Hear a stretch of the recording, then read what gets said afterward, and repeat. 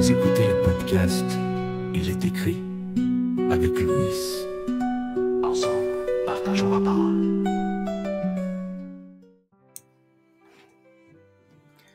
Bonjour amoureux de la parole, aujourd'hui nous entamons le chapitre 25 de l'Exode dans notre série Shemot et c'est un chapitre que j'ai trouvé assez complexe puisqu'il est plutôt descriptif et je suis plus dans l'historique et le raconter que dans le descriptif et c'est un chapitre pour lequel il faut vraiment prendre le temps et vraiment analyser chaque élément.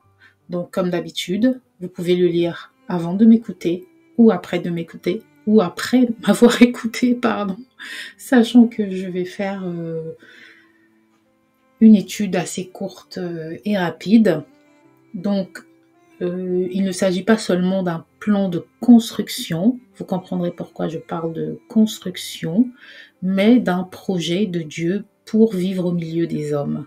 Donc, si vous êtes curieux, restez avec moi, je suis Louis du blog ilestécrit.com et je vous embarque dans une nouvelle virée biblique.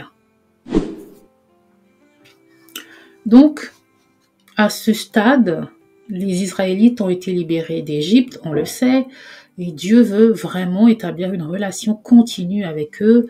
Nous avons vu dans le chapitre précédent comment l'alliance va être scellée par l'aspersion du sang et dont ce chapitre 25, c'est le début d'une série de chapitres où Dieu donne à Moïse les instructions détaillées pour construire le tabernacle. En hébreu, Mishkan ou lieu d'habitation, ou également la tente en grec, et c'est ce mot-là en grec que Jean va utiliser pour parler de Jésus. Donc c'est vous dire que on entre dans une série de chapitres vraiment très importante. Donc, le verset phare, en gros, c'est le verset 8. « Ils me feront un sanctuaire et j'habiterai au milieu d'eux. » D'accord ? Donc, du verset des versets 1 à 9, chapitre 25, Dieu fait une révélation, c'est qu'il désire habiter parmi son peuple. Et ce n'est pas un lieu distant, ce n'est pas une religion, c'est une relation et c'est un tabernacle établi au milieu de son peuple. Et cela nous fait penser à Jean 1, 14, désolée pour les erreurs, je suis vraiment pas réveillée. Et la parole a été faite chair et elle a habité parmi nous. Le mot grec ici, c'est eskenosen, désolé pour la prononciation, qui vient de skeno, ou skeno, S-K-E-N-O-O, qui signifie dresser sa tente, ou littéralement tabernacler. Donc littéralement, la parole a tabernaclé parmi nous. Donc Jésus, c'est le tabernacle vivant de Dieu sur terre. Et ce chapitre 25 nous montre que Dieu demande à Moïse et lui donne les instructions précises et détaillées pour bâtir son tabernacle au milieu de nous. Mais tout d'abord, ce chapitre il commence par les offrandes volontaires. Et ça, c'est un point qui m'a frappé dès le début de ce de ce chapitre. On ne nous parle pas tout de suite de la construction du tabernacle, mais j'ai voulu commencer par cela. Mais Dieu demande qu'on lui apporte une offrande de tout homme qui le fera de bon cœur. Donc Dieu ne veut pas de sacrifice forcé. Chaque don, que ce soit l'or, l'argent, le lin, le bois, les pierres précieuses, a une valeur symbolique, mais il veut surtout recevoir tout cela de bon cœur, volontairement. D'accord ? Donc on nous décrit dans tout cela, il y a beaucoup de descriptions dans ce chapitre, différents objets qui sont soit en or, qui peut être synonyme de divinité, de royauté, l'argent qui pourrait être synonyme de rédemption, le bois d'acacia, une humanité incorruptible, ou le lin fin, pureté.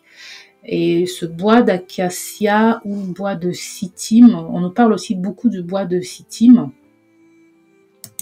et parce que j'ai lu dans la version Martin, et c'est souvent revenu, et ce bois de Sittim, ou Shittim en hébreu, pardon, est mentionné plusieurs fois dans la Bible, et il va être utilisé pour construire différents éléments dans l'arche de l'Alliance, sur la table des pains des propositions, sur l'autel des holocaustes et les poteaux du tabernacle. Donc le bois de Shittim, il vient d'un arbre que l'on appelle aujourd'hui l'acacia, bien sûr. C'est pour ça que j'ai dit le bois d'acacia. Mais dans certaines versions, vous verrez le bois de Shittim ou de Sittim. Et c'est un arbre très répandu dans les régions désertiques comme le Sinaï ou la vallée du Jourdain. Il est très dur, il est résistant à la pourriture et il pousse même dans des conditions extrêmes, ce qui en faisait un matériau précieux.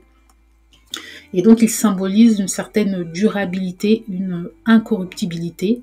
Et le bois d'acacia résiste à la décomposition et ça symbolise la pureté, la pérennité et la sainteté des choses de Dieu. Et c'est un bois commun dans le désert, mais il est utilisé pour construire des objets sacrés et ça montre comment Dieu prend aussi ce qui est simple pour en faire quelque chose de saint, quelque chose de beau, quelque chose de grand. Donc le mot Shittim, c'est le pluriel de Shita qui désigne l'arbre lui-même et il vient probablement d'une racine qui signifierait fondre en raison de l'aspect fibreux de l'arbre. Donc voilà ce que j'ai pu trouver. C'était juste un point intéressant à soulever. Donc, on voit dans ce chapitre différents éléments. On nous parle d'abord de l'arche de l'Alliance. Tu mettras dans l'arche le témoignage que je te donnerai, verset 16. L'arche, c'est le meuble le plus sacré. C'est le symbole de l'alliance de Dieu avec son peuple.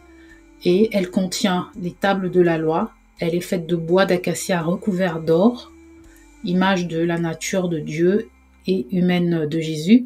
Et elle est surmontée d'un propitiatoire avec 2 chérubins.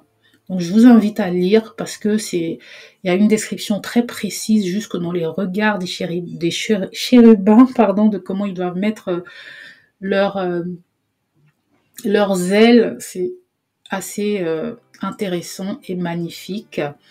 Et donc dans Romains 3,25, Paul appelle Jésus notre propitiatoire. C'est par son sang versé que le pardon est possible. L'arche, c'est un peu comme une ombre prophétique de Jésus. Ensuite, des versets 23 à 30, on nous parle de la table des pains. Tu mettras les pains de proposition devant moi continuellement, verset 30.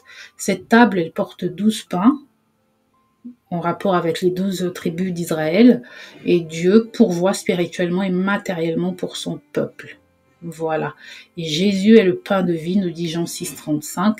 Donc Dieu nourrit notre foi quotidiennement. Ce n'est pas un pain une fois pour toutes, mais c'est une provision continue, tout comme Jésus, il est le pain de vie pour nous à perpétuité, pas seulement à un point précis de notre existence. On a la menorah ou le chandelier d'or. Tu feras un chandelier d'or pur, au verset 31. Et les caractéristiques, on nous parle de 7 branches. On connaît la signification du chiffre 7 qui est la perfection divine. Il est fait d'une seule pièce, donc ça montre l'unité de Dieu. Donc vous imaginez, en fait ce ne sont pas différentes pièces que l'on a assemblées, mais c'est une pièce qui a été faite comme une moulure directement avec l'or. Voilà. Et elle est allumée en permanence, ce chandelier est allumé en permanence. Et on va voir dans Apocalypse 1:20, les chandeliers symbolisent les églises. Et Dieu veut que son église soit une lumière dans le monde, et qu'elle soit bien sûr également allumée en permanence. Vous êtes la lumière du monde, nous dit Matthieu 5:14. Donc, il y a beaucoup encore de choses que l'on pourrait aborder dans ce chapitre, mais Exode 25, c'est un peu une maquette spirituelle du royaume de Dieu. Dieu ne veut pas rester lointain, il descend au milieu de son peuple. Chaque élément du tabernacle annonce Jésus-Christ, et aujourd'hui, ce lieu, c'est notre corps, c'est notre cœur, puisque nous sommes le temple du Saint-Esprit. Ne savez-vous pas que vous êtes le temple de Dieu, que l'Esprit de Dieu habite en vous. 1 Corinthiens 3, 16. Voilà, amoureux de la parole, Exode 25, ce n'est pas juste une vieille page d'histoire ou juste un passage un peu compliqué, rempli de descriptions. C'est une invitation, une promesse, un plan de Dieu qui veut bâtir un sanctuaire en nous. Si ce message vous a édifié, n'hésitez pas à liker, partager, pas moi, mais la parole. Ciao!